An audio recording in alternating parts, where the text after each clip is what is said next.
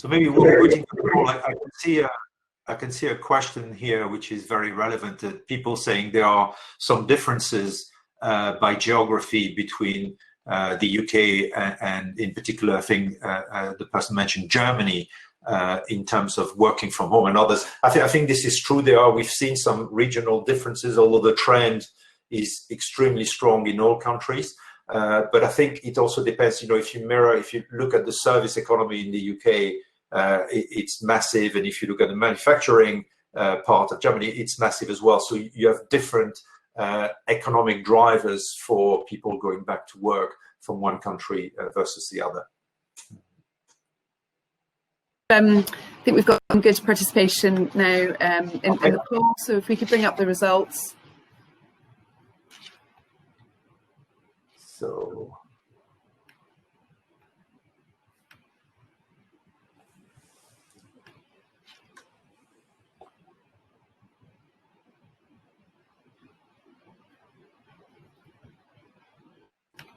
Can you see the results, Gillian? Because I can't. Yeah. So question 1, we've got strong acceleration, 53%. So it's a little bit fuzzy on my screen, so I'm having to squint a little bit. Moderate acceleration, 42%, and no change, 0. Okay, good. Okay. So let me comment. So I would totally agree with that. I think thinking of no change in terms of adoption as I've defined it, I think is wrong. And I think there will be somewhere between very, very strong acceleration, which I hope, because it was a real problem in digital transformation, and then some moderate acceleration where some of the people will go back maybe to more of a business as usual. So I totally agree with that. So what was a moderate? Was it so 55% strong and moderate was 40? I guess if I've got my maths correct, that must have been 45. Right.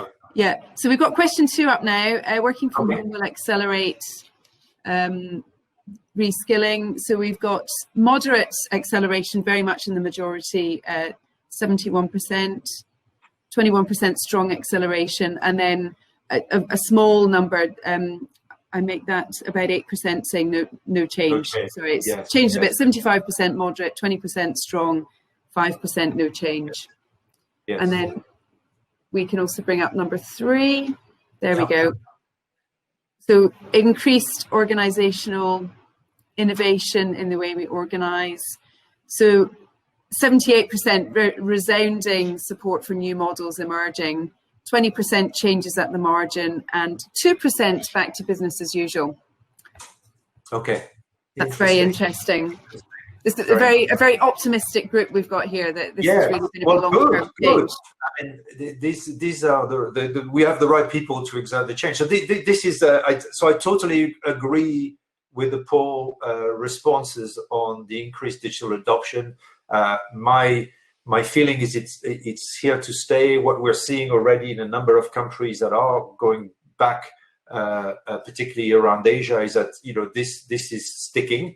So the adoption is good news for digital transformation.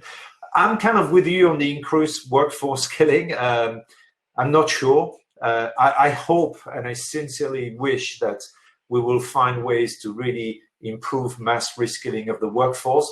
But I fear that sort of the economic climate that we will be in starting 2021 might preempt some corporations going down that route, which I certainly believe it's a shame. But it feels like you have the same feeling. And then I'm extremely pleased about the last one, because that's probably the most complex, probably the most important decisions that everyone's got to make. And you can see I was kind of, my view there was, I pray that this will happen, because we have a once in a lifetime opportunity to really fundamentally reshape the world of work.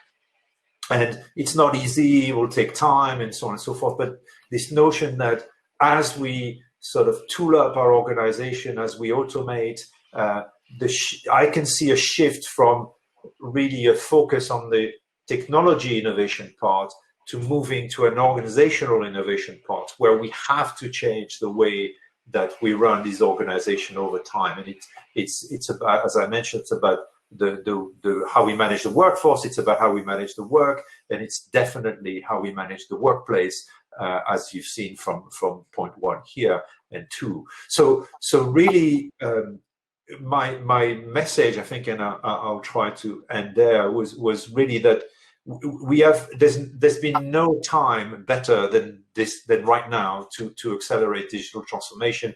We've seen the resistance that occurred in organization disappearing because of necessity.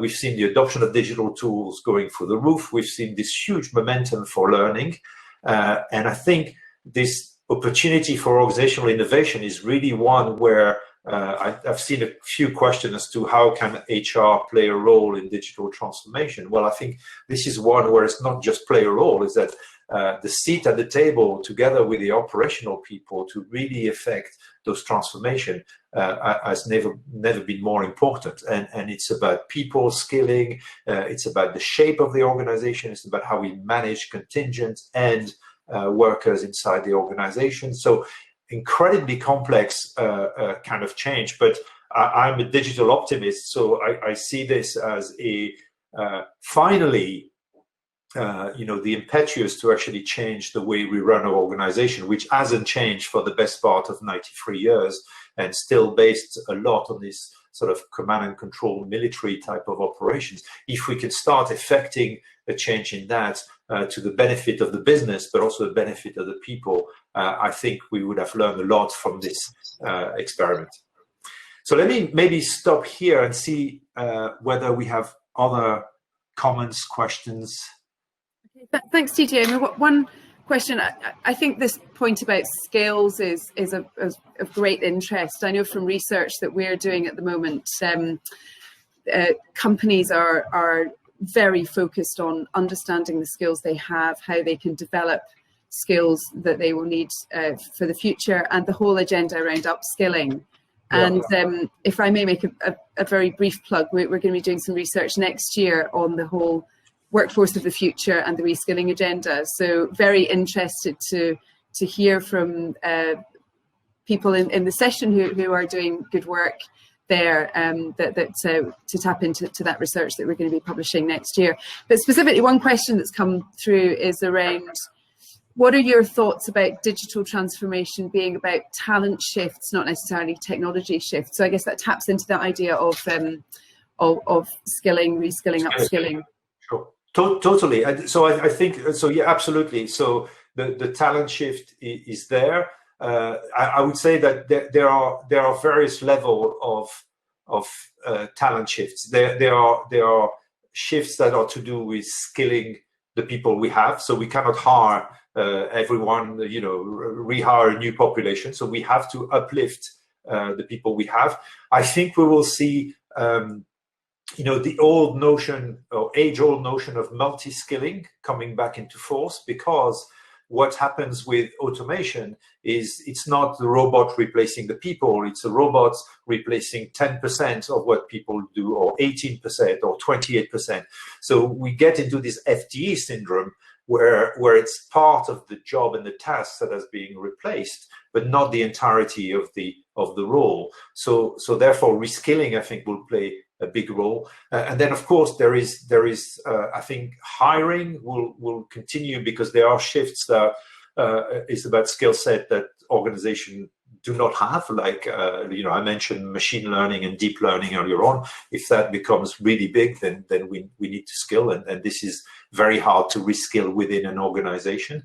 And then I really think we will see more of this fluidity in the hiring. So I do believe that this trend about having more contingent workforce will continue. And particularly, okay, there's a cost focus, but I think there's also a flexibility and fluidity focus, and that would help organization going forward. And to be honest, with the talent shift is so difficult sometimes and required so quickly that we will see increased level of M&A activity, not to buy companies, but also to buy the skill set that goes with these companies. So I can see that will happen quite a bit. Sorry, that was a long answer to. That was a very long and very comprehensive answer to a great question. We've there's another question coming in, which I think is a really fascinating one, which is you know, this idea of how do we learn when we're all working from home. So how do we successfly train, support, monitor the implementation of new tools and systems when we're all working virtually? You know, it's people who are working from home successfully have a degree of social capital already built up and that they can draw on, but that erodes over time. And you know, we know that how people learn is from experience of experiencing things, collaborating, and so on. So, you know, how do we do that when we can't physically be together? Yes, so I think that's it. So I showed the graph of the people thirst for learning, but I think we have to be realistic that, and I'm sure you all know that in any population, in any workforce, you have a percentage of people that are natural learners. They want to learn, so they'll dive into your systems and go and get the learning that they need. There's a second part of the population that needs a little bit of help, and I think in the example I showed, I think it was clear from this professional service company that they had to go out and not force but strongly